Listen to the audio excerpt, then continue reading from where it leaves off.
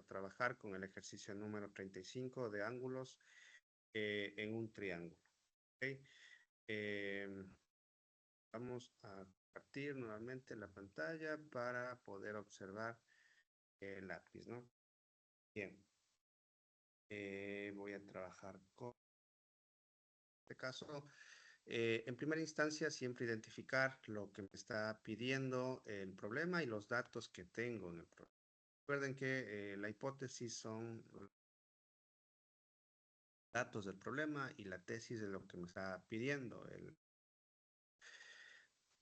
Vamos a trabajar de dos maneras. La una que sería completando los ángulos que tiene cada uno de los triángulos, ¿no? Hay un teorema que dice que la sumatoria de los ángulos ternos de cualquier triángulo tiene que dar 180 grados. Ese es el teorema que vamos a utilizar. Recuerden, ya que todo triángulo, cualquiera que sea este, su sumatoria de ángulos internos siempre va a ser 180. Entonces, vamos a analizar primero el triángulo ABC. Entonces, en el triángulo ABC ya tengo 100, tengo 50, me daría 150 para completar el 180. Aquí debería ser obligatoriamente 30 grados, ¿no? Completando los ángulos internos en el triángulo ABC. Ahora hay una particularidad en este ejercicio porque el vértice A está particionado en 100 grados y este tramo me dice gráficamente que es una bisectriz. Es decir, que este ángulo es igual que el ángulo de acá arriba, tienen la misma medida. Asimismo, estoy en el vértice C, está dividido en tres tramos, de cierta manera, el de 50, y también me dice que este ángulo tiene la misma medida del ángulo de acá. ¿Okay? Entonces, si nosotros recordamos, esta es una recta y la recta tiene una medición de 180 grados, cumple condiciones de un ángulo llano. Pues yo tengo acá 100, por ende, la parte de acá va a ser 80 para completar los 180. Sin embargo, como es una bisectriz y de la teoría de la bisectriz que me dice que es aquella que divide el ángulo en dos partes iguales, yo puedo decir que esta parte de acá va a medir 40 y la parte de acá arriba también va a medir 40, ¿sí? Porque es una bisectriz. Con este mismo concepto, si yo analizo el vértice C, si yo tengo 50, entonces yo puedo decir que los 130 están divididos entre el ángulo 2 y el ángulo 2, que sería 65. ¿Sí? Entonces arriba valdría, ¿no? 65, y acá también tiene la medida de 65 grados. ¿Okay? Entonces, si sumamos 65, 65 y 50, me va a dar 180, y de la misma manera 40, 40 y 100, 180.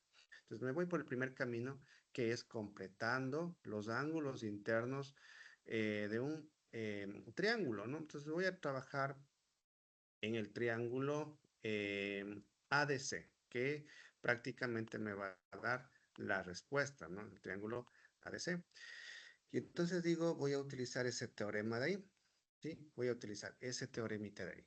Entonces digo, 180, sí, 180 va a ser igual a la sumatoria de todos los ángulos internos que están englobados en ese triángulo ADC. ¿Cuáles son esos ángulos? 40. El otro ángulo conocido es 65. Y la incógnita también va a ser parte de esa sumatoria, que sería más X, ¿sí? Más X. Estoy sumando todo lo que está en este triángulo, 40, 65 y X. Ahora, yo necesito despejar de esta ecuación la incógnita, o la tesis, ¿no? Que sería X. Pues yo tengo que pasar estos dos valores al otro extremo, ¿sí? Al otro término.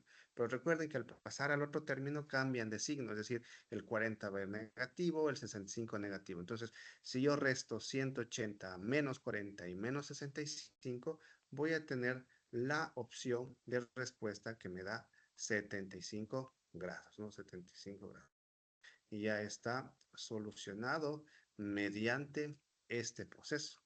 Ahora, en la teoría también habíamos visto este teorema. Y es bueno recalcar porque es justamente la misma figura que el teorema menciona. Si yo tengo dos bisectrices externas, la intersección de estas dos bisectrices externas se convierte en un excentro.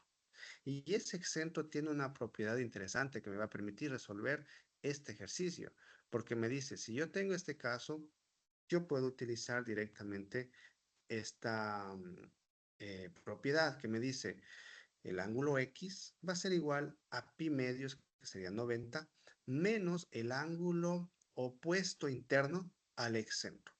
¿Ya? Entonces, si yo voy a aplicar esta fórmula, me quedaría lo siguiente, ¿no?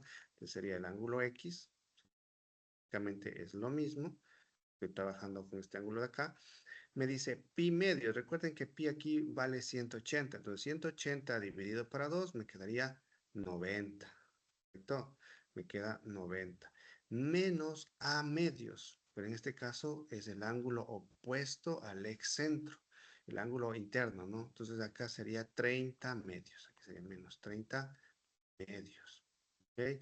Entonces con esta operación se hace mucho más fácil incluso la solución y ya tenemos nuestra respuesta, porque si nosotros restamos 90 menos 30 medios, esto me va a dar los 75 que de la misma manera me dio en la parte superior. Y ya tenemos la respuesta, ya sea utilizando este teorema o el teorema de la sumatoria de ángulos internos de un triángulo. Eso, chicos, esperando pues que sea un aporte para su formación.